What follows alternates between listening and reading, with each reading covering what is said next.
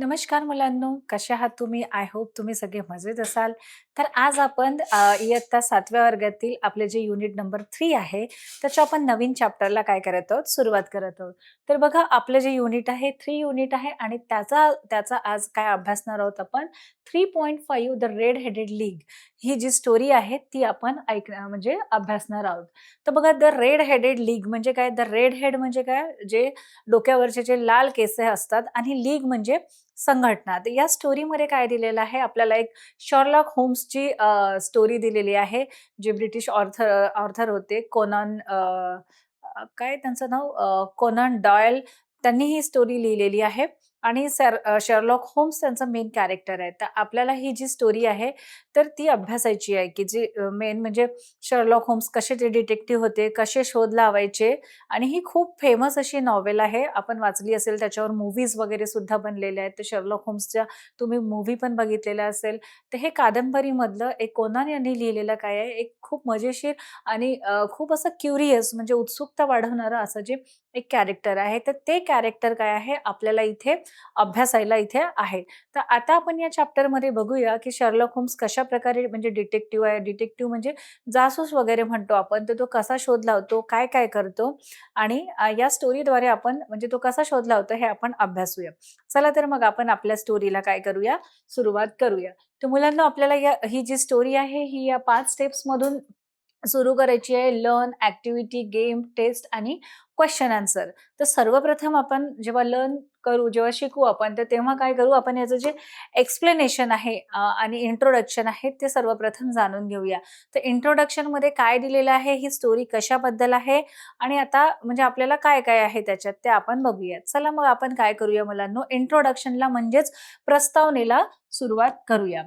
तर बघा काय दिलेलं आहे, इथलं जे मेन कॅरेक्टर आहे शर्लॉक होम्स हे काय आहेत, एक डिटेक्टिव्ह आहेत म्हणजे एक जासूस आहेत.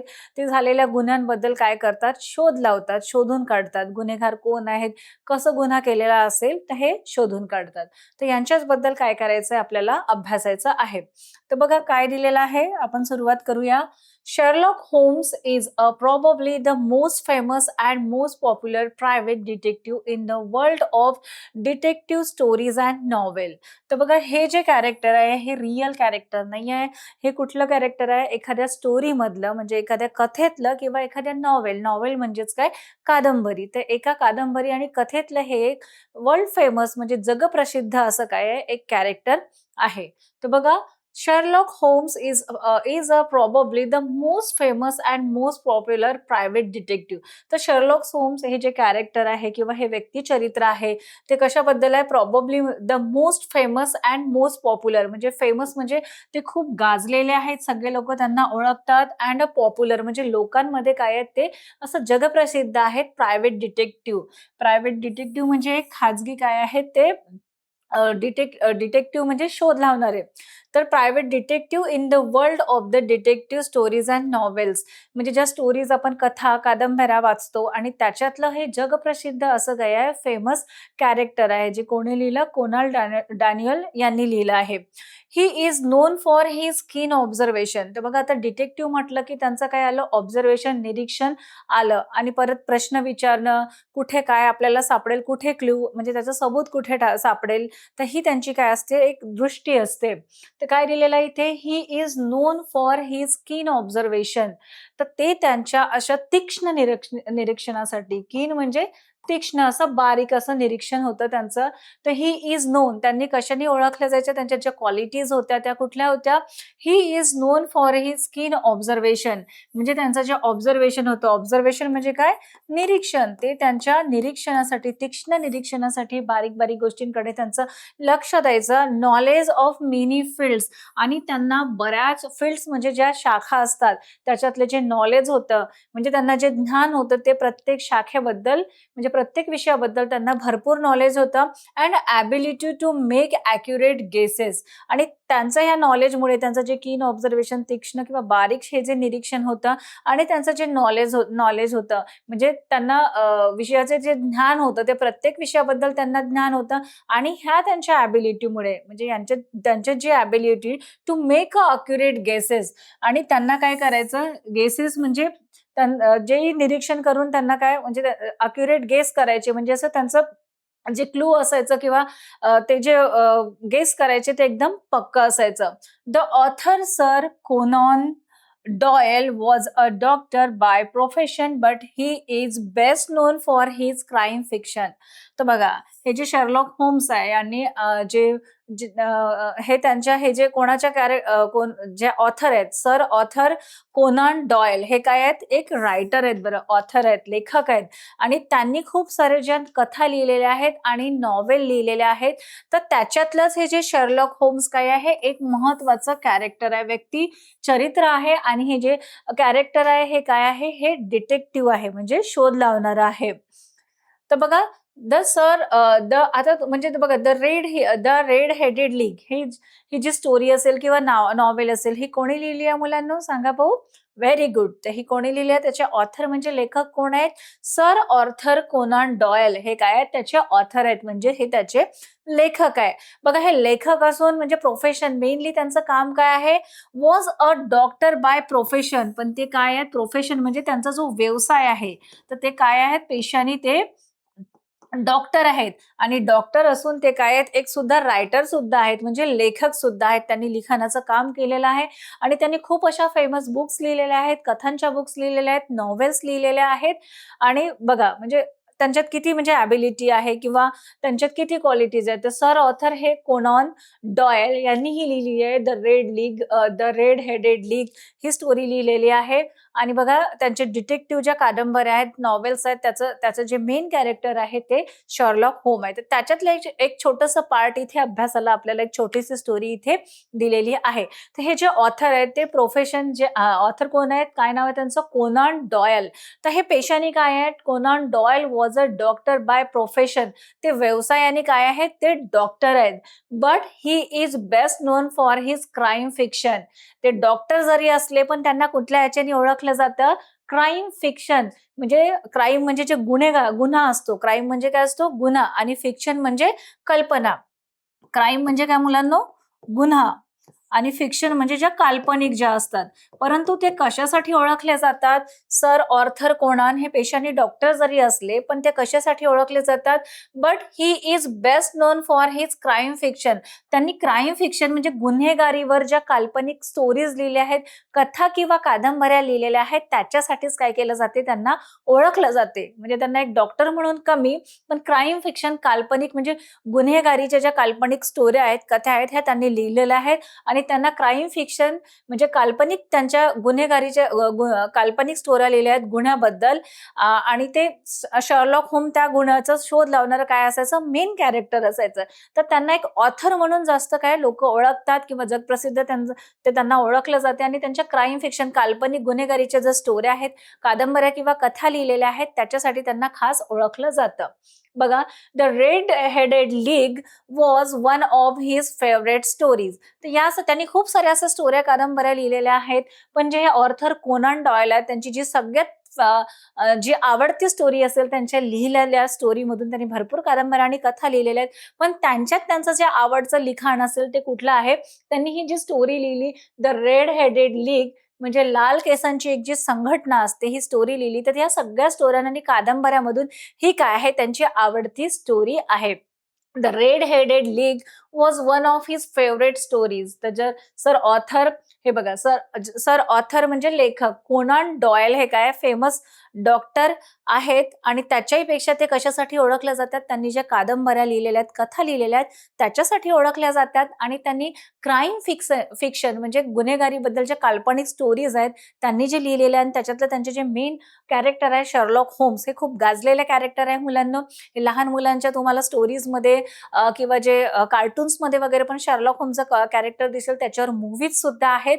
तसं फेमस जे कॅरेक्टर आहे ते हे क्राईम जगतशीच काय आहे, रिलेटेड आहे. म्हणून त्यांचे जे क्राईम फिक्शन आहेत, म्हणजे क्राईम म्हणजे गुन्हेगारीबद्दल काल्पनिक ज्या स्टोऱ्या आहेत किंवा ज्या नॉवेल लिहिल्या आहेत, त्याच्यासाठी त्यांना जास्त ओळखलं जाते. आणि कोनान डॉयलची त्यांच्या ज्याही काही महत्वाच्या कादंबऱ्या आहेत, त्याच्यातून the red headed league was one of his favourite stories. तर सगळ्या स्टोऱ्यांमधून डॉक्टर कोनान यांना कुठली स्टोरी आवडते, आवडायची त्यांनी लिहिलेली द रेड हेडेड लीग, म्हणजे लाल केस असलेल्या लोकांची जी संघटना आहे त्याच्यावर त्यांनी जी स्टोरी लिहिली आहे किंवा कादंबरी लिहिली आहे ती त्यांची फेवरेट स्टोरी आहे. आणि त्या कादंबरीचा जो मेन कॅरेक्टर कोण आहे ते मिस्टर शर्लॉक होम्स. हे एक डिटेक्टिव्ह आहेत, एक जासूस आहेत आणि त्यांच्या अवतीभोवती ते कसा शोध लावतात आणि काय काय आहे पुढे या स्टोरीमध्ये. खूप इंटरेस्टिंग अशी स्टोरी आहे, तुम्हाला पण खूप आवडेल. तर चला मग आता काय करूया, आपल्याला इंट्रोडक्शन मध्ये कळलंच आहे कोनन डॉयल हे क्राईम फिक्शन म्हणजे काल्पनिक गुन्हेगारीबद्दल स्टोरीज लिहितात आणि त्यांच्यासाठीच ते ओळखले जातात ना. आपल्या स्टोरी जे आहे ते शेरलॉक होम्स कसा शोध लावतो आहे, म्हणजे गुन्हा कसा घडतोय, कुठले कुठले कॅरेक्टर आहेत ते आता अभ्यास करूया आपण. तर मुलांना आपण आता एक्सप्लेनेशनला सुरुवात करूया. आपण त्याचं काय बघितलेलं आहे, इंट्रोडक्शन बघितलेलं आहे, म्हणजेच काय बघितलेली आहे, प्रस्तावना बघितलेली आहे. तर आपण काय करूया, आता स्टोरीला सुरुवात करूया. आता बघा पार्ट 1 आहे, म्हणजे या स्टोरीचा पहिला भाग आहे. पार्ट 1 म्हणजे पहिला भाग आणि ही स्टोरी कोणाबद्दल आहे, मिस्टर विल्सन स्टोरी. आता आपलं द रेड हेडेड लीग म्हणजे लाल केस असलेल्या लोकांची जी संघटना आहे त्याच्यातलं जे कॅरेक्टर आहे मिस्टर विल्सन स्टोरी. आता यांच्या अवतीभोवती ही स्टोरी फिरते आहे. या स्टोरीतलं जे मेन कॅरेक्टर आहे आणि ज्यांच्यासोबत क्राईम घडलेला आहे किंवा गुन्हा घडलेला आहे तर ते कोण आहेत, विल्सन आहेत. तर आता मिस्टर विल्सन्स यांच्यासोबत काय काय घडलं, त्यांना कुठे फसवण्यात आलं आणि त्यांच्या बरोबर कुठला गुन्हा म्हणजे केला आहे, तर हे कोण शोधून काढणार आहेत. आता हे आपल्याला दिसतं, डिटेक्टिव्ह टोपी घातलेले, त्यांचं लांब असं कोट आहे. तर हे काय आहेत, शर्लॉक होम्स आहेत, डिटेक्टिव्ह आहेत म्हणजे जासूस आहेत आणि ते कसं या गुन्हेगारीचा शोध लावतात ते आपण बघूयात. आपल्या स्टोरीचं पार्ट 1 आहे आणि ही स्टोरी कोणाची आहे मुलांनो, मिस्टर विल्सन स्टोरी. म्हणजे मिस्टर विल्सन्स इथे कॅरेक्टर आहे आणि त्यांची स्टोरी आहे, त्यांच्यासोबत कुठला क्राईम घडलेला आहे, काय घडलेला आहे ते आपण सुरुवात करूया. तर बघा, like other Sherlock Holmes stories, this story too told by his friend doctor Watson. बघा, like other Sherlock Holmes stories म्हणजे like other Sherlock Holmes stories, जशा शर्लॉक होम्सच्या ज्या स्टोरीज असतात किंवा ज्या गोष्टी असतात, this story too is told by his friend doctor Watson. तर ही जी स्टोरी शर्लॉक होम्सला कोणी सांगितलेली आहे, डॉक्टर वॅटसननी सांगितलेली आहे. जशा त्या नेहमी स्टोरी त्यांच्याशी डिस्कस करत असतात, गोष्टी करत असतात. सो धिस स्टोरी म्हणजे ही स्टोरी आपण जी अभ्यासणार आहोत, to is told by his friend, ते त्यांच्या मित्राने सांगितलेलं आहे आणि त्यांच्या मित्राचं नाव काय आहे, डॉक्टर वॅटसन आहे. तर बघा याच्यात कुठले कुठले कॅरेक्टर आहे, ही स्टोरी विल्सनची होती, मिस्टर विल्सन यांची जी स्टोरी होती आणि मग कोण आहे, मिस्टर शर्लॉक होम्स आहेत आणि त्यांचे जे फ्रेंड आहेत डॉक्टर वॅटसन, हे तिथे कॅरेक्टर आहेत. तर आता बघूया. बघा, मिस्टर जेबॉब, आपण म्हटलं ना ही स्टोरी विल्सनची आहे. तर mister Jabez Wilson was a pawn broker who was an elderly man with fiery red hair. तर बघा हे जे चित्र दिसते, तर आपण पहिल्यांदा सुरुवातीच्या स्टोरीला अभ्यासताना आपण काय पाहिलं होतं की ही स्टोरी मिस्टर विल्सन यांची आहे. की हे जे मिस्टर आपल्याला एका म्हणजे बाजूला दिसतात, हे कोण आहेत, मिस्टर विल्सन बसलेले आहेत आणि त्यांच्यासोबत काहीतरी चुकीचं घडलेलं आहे आणि ते चुकीचं घडलेलं आहे आणि असं का घडलेलं आहे ते त्याचा शोध लावण्यासाठी ते काय करतात, वॅटसनशी बोलतात आणि हे जे सगळं आहे हे शर्लॉक होम्सला सांगतात आणि कसं हे सॉल्व्ह होतं पझल ते आपण बघूया. बघा यांचं नाव काय आहे, विल्सनच्या mister Jabez Wilson was a pawn broker. ते मिस्टर विल्सन आहेत, हे काय आहेत, पॉन ब्रोकर. पॉन ब्रोकर म्हणजे काय आहे, जे सोनं गहाण वगैरे ठेवतात ना, ते सावकार म्हणू. गहाण यांच्याकडे काय दिलेले जाते, जे सोनं असते गहाण ठेवून काय करतात, ते लोकांना पैसे उधार देतात. गहाण ठेवून पैसे उधार देणे, हे काय आहेत, पॉन ब्रोकर आहेत. म्हणजे काय करतात, यांचा असा व्यवसाय आहे की लोक यांच्याकडे जे सोनं नाणं आहे ते गहाण ठेवतात आणि ते काय आहेत, लोकांना मग पैसे त्याच्यावर ते उधार देतात. Who was an elderly man with fiery red hair. आणि बघा हे जे आहेत आपल्याला त्यांचे कॅरेक्टर दिसते आहे. आता द रेड हेडेड लीग म्हणजे यांचे पण केस तुम्हाला काय दिसतात, त्यांचे जे केस आहेत ते कोणत्या रंगाचे दिसतात, एल्डरली मॅन म्हणजे ते असे वयस्कर म्हणजे आहेत, वयाने मोठे आहेत, म्हणजे मध्यम वयापेक्षा ते वयाने एक 50-55 वर्षाचे ते काय गृहस्थ आहेत. Elderly man with fiery red hair आणि त्यांचे जे हेअर आहेत ते कसे आहेत, फायरी रेड हेअर म्हणजे अगदी असे लाल भडक त्यांचे केस आहेत. आपण कोणाबद्दल स्टोरी अभ्यासतो आहोत? डॉक्टर विल्सन बद्दल, आणि ते पॉन ब्रोकर आहेत, म्हणजे लोकांचं सोनं गहाण ठेवून ते काय करतात, पैसे उधार देतात. आणि बघा, he came to Sherlock Holmes with his uncommon case. तर त्यांच्यासोबत एक क्राईम घडलेला आहे, एक गुन्हा घडलेला आहे, आणि त्या गुन्ह्याचा शोध लावायला ते कोणाकडे आहेत? He came to Sherlock Holmes with his uncommon case. म्हणजे त्यांची एक केस आहे, त्यांच्यासोबत काहीतरी असं वाईट घडलेलं आहे, आणि ती केस घेऊन ते कोणाकडे येतात, ते डिस्कस करायला मिस्टर विल्सन हे शर्लॉक होमकडे येतात. त्यांच्याशी बोलायला येतात की त्यांच्यासोबत काय वाईट घडलेलं आहे. तर बघूया आता ते पुढे त्यांच्यासोबत काय झालेलं आहे ते सांगतात. बघा, त्यांच्या हातात एक न्यूजपेपर आहे, दिसते तुम्हाला इथे न्यूजपेपर दिसतो आहे आपल्याला, आणि इथे एक ऍडव्हर्टाइजमेंट दिली आहे, म्हणजे एक जाहिरात दिलेली आहे. आणि ते आपल्या जे पाठाचं जे काय नाव आहे, द रेड हेडेड लीग, तर अशाच नावाची द रेड हेडेड लीग म्हणजे लाल केस असलेल्या लोकांची संघटना ही काय दिलेली आहे, इथे जाहिरात दिलेली आहे. बघा, he showed Holmes and advertisement in a newspaper which read as follows. तर बघा, ते हे जे आहेत मिस्टर विल्सन हे शर्लॉक होम्सकडे आलेले आहेत. त्यांच्याकडे त्यांच्यासोबत काहीतरी वाईट घडलेलं आहे, आणि ते सॉल्व्ह करण्यासाठी, त्याचा शोध घेण्यासाठी ते शर्लॉक होमकडे आलेले आहेत. आणि ते सांगतात, he showed Holmes and advertisement. तर बघा, आपल्याला हे न्यूजपेपरमध्ये ॲडव्हर्टिजमेंट म्हणजे काय मुलांनो? जाहिरात. तर पेपर मधली एक जाहिरात दाखवतात. बघा, ऍडव्हर्टाइजमेंटची स्पेलिंग काय आहे? ADVERTISEMENT. He showed Holmes and advertisement. ते एक जाहिरात दाखवतात इन अ न्यूजपेपर. म्हणजे न्यूजपेपर मधली ते शर्लॉक होम्सला एक जाहिरात दाखवतात, विच रीड ॲज फॉलोज. बघा, ते वाचून दाखवतात. विच रीड ॲज फॉलोज म्हणजे त्या जाहिरातमध्ये काय लिहिलेलं आहे ते ते वाचून दाखवतात. तर बघा, जाहिरातीची जी हेडिंग आहे तर काय आहे? To the red headed league लिहिलेलं आहे, म्हणजे लाल केस असणाऱ्या लोकांची संघटना, त्याच्याबद्दल जाहिरात आहे. ही ऍडव्हर्टिजमेंट आहे. काय आहे बघा? To the red headed league. तर बघा, इथे ऍडव्हर्टाइज मध्ये काय दिलेलं आहे ते आपण बघूया. There is a vacancy for a member of the league and the salary is £4 a week for a nominal services. तर बघा, इथे काय दिलेलं आहे? There is a vacancy for a member of the league. म्हणजे लीग म्हणजे काय मुलांनो? एक अशी संघटना आहे, एक संघटना आहे. There is a vacancy. Vacancy म्हणजे एक जागा खाली आहे, जॉबसाठी जागा खालेली आहे. There is a vacancy for a member of the league. म्हणजे एक रेड हेडेड लीग, ज्यांचे लाल केस आहेत त्या लोकांची संघटना आहे, आणि त्याच्यासाठी जॉबसाठी, नोकरीसाठी एक वॅकन्सी आहे, म्हणजे एक जागा खाली आहे. And the salary is £4 a weak. या नाममात्र, नॉमिनल म्हणजे काय? नाममात्र, सर्व्हिस म्हणजे काम. या नाममात्र कामासाठी त्यांना, त्यांची जी सॅलरी आहे, सॅलरी म्हणजे काय? पगार. SALARY. तर त्यांची जी सॅलरी आहे तर ते किती देणार आहेत? £4 अ वीक. म्हणजे £4 प्रत्येक वीकला, म्हणजे प्रत्येक आठवड्याला त्यांना काय सॅलरी मिळेल.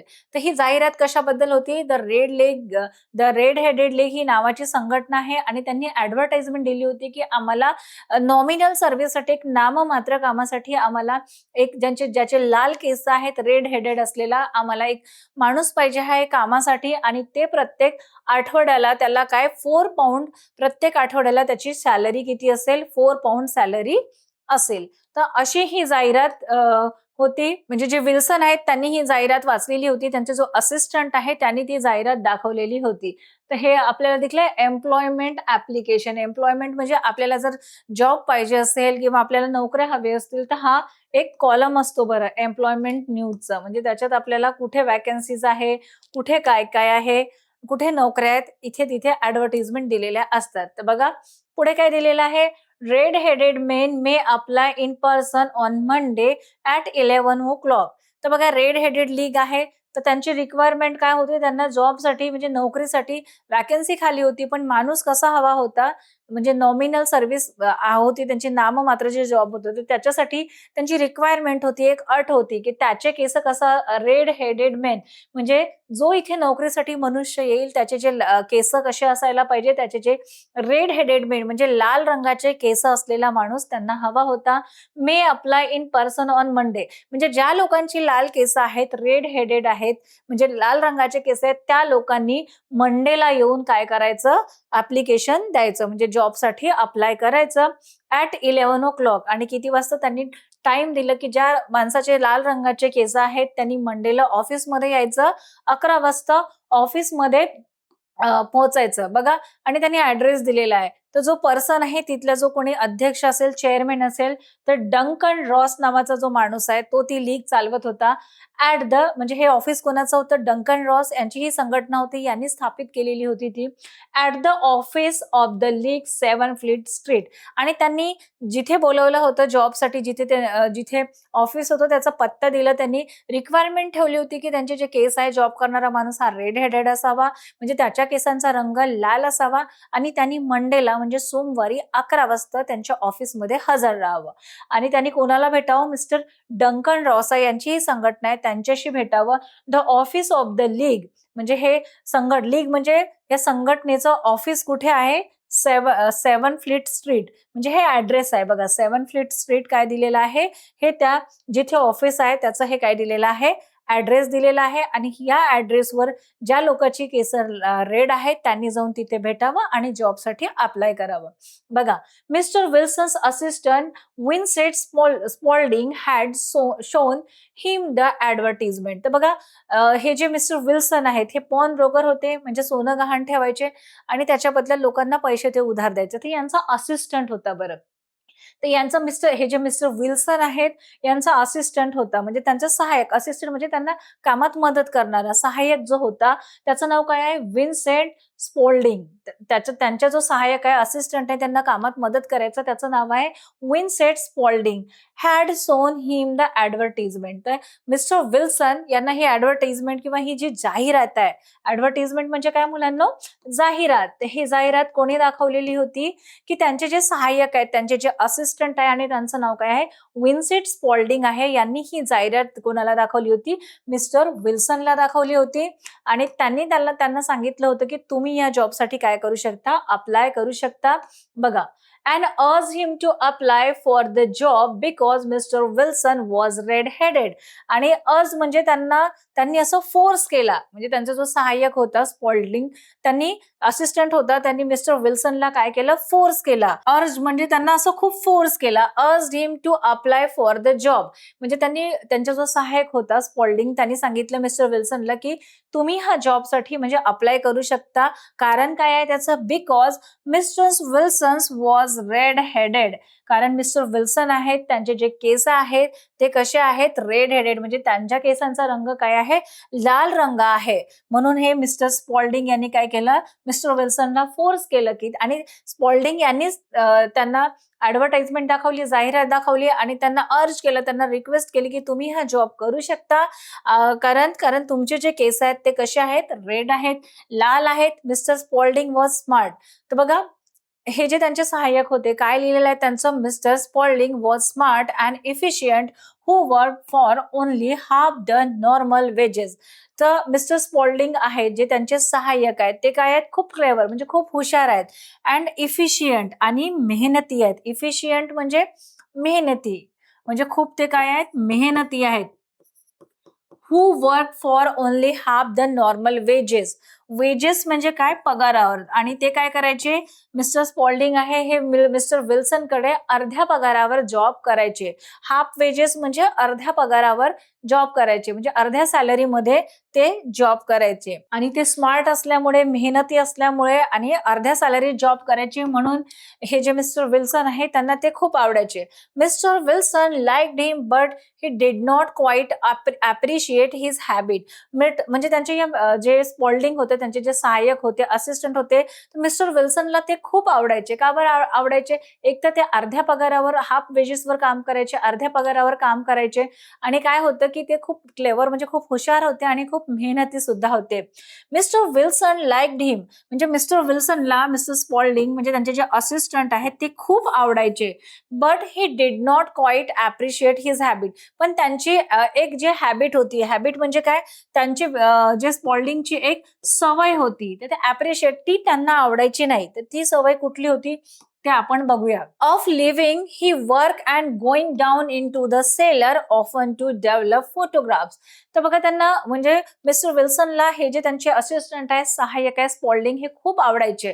क्लेव्हर, मेहनतीने अर्ध्या पगारात काम करायचे म्हणून आवडायचे. पण त्यांना एक सवय नव्हती आवडत म्हणजे ते नेहमी हे जे आहेत त्यांचे सहाय्यक आहेत, असिस्टंट ते काय करायचे, हे ऑलवेज लिव्हिंग हिज वर्क म्हणजे त्यांचं काम मध्येच सोडून जायचे and going down into the cellar often to develop photographs. म्हणजे त्यांच्या ऑफिसच्या खाली काय होतं, एक सेलर होतं म्हणजे तळघर होतं. सेलर म्हणजे तळघर जे खाली असते ते. तर ते नेहमी going down into the cellar, त्या ऑफिसच्या किंवा त्या विल्सनच्या घराच्या खाली एक तळघर होतं, तर ते नेहमी तिथे जायचे. नेहमी अर्ध्यातच काम सोडून जायचे.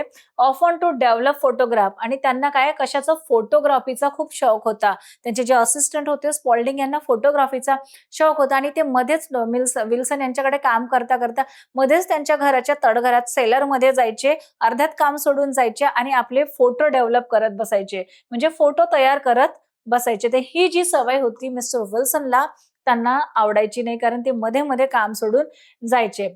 बघा फोटोग्राफी वॉज हिज हॉबी. तर त्यांचे जे असिस्टंट होते स्पॉल्डिंग यांची जी हॉबी होती म्हणजे त्यांचा जो आवडता छंद, हॉबी म्हणजे काय मुलांना, छंद. तर त्यांचा जो आवडता छंद होता तो काय होता, फोटोग्राफी होता आणि त्याच्यासाठी ते नेहमी सेलरमध्ये जायचे म्हणजे तळघरात नेहमी जायचे अर्ध्यात काम सोडून. तर ही जी सवय होती ही त्यांना आवडायची नाही.